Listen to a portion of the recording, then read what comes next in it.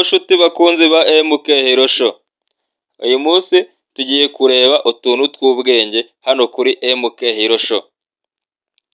Uyu munsi tugiye kureba ukuntu waganira n'umuntu mudahuje ururimi ukoresheje WhatsApp.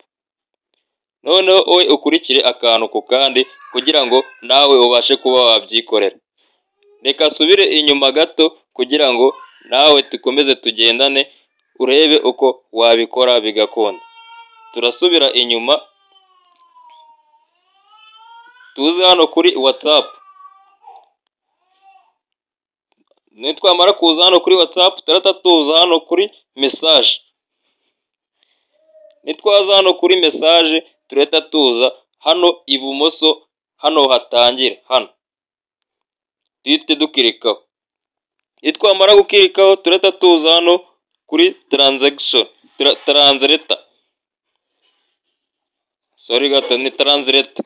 Turahita tuza dukoreho hano. Nitwamara gukoraho turahita tuza ahangaha bitewe n'ururimi dushaka gukoresha, turaza hano hambere tuhakirikeho, noneho turebe ururimi twaba tugiye gukoresha. Uraza hano hose urebe icyo ururimi waba ugiye gukoresha. Yewe ndakoresha Ikinyarwanda. Noneho turaza duhite tuza hano muri keyboard yacu.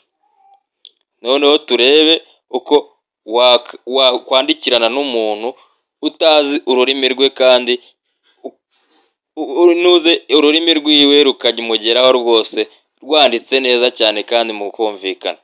Reka noneho nandikemo akagambo gatoya byibuze kakwereka uko ibintu bimeze. Noneho ahangaha urabona hano hari Ikinyarwanda, hirya hari Icyongereza.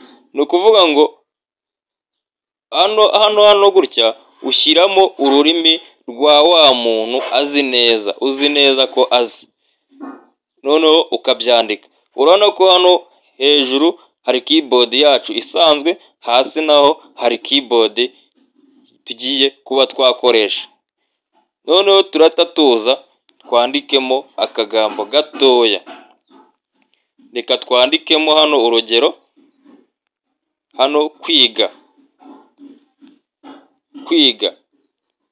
Urabona ko hejuru hahise haza learning.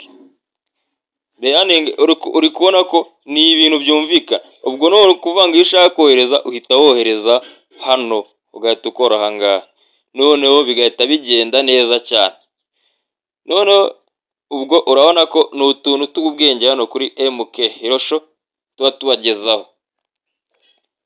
Wowe utarakora subscribe, nakore subscribe kugira ngo ibindi bintu bijye bimugeraho byihuse bitiriwe bijya kunyura ku bandi, bite bimugeraho mu ba mbere. N'uwayikoze nakore like kugira ngo tubone ko neza ko ibintu byacu byibuze hari aho bigera, hari abo bifasha kuba bakwiyungura ubumenyi.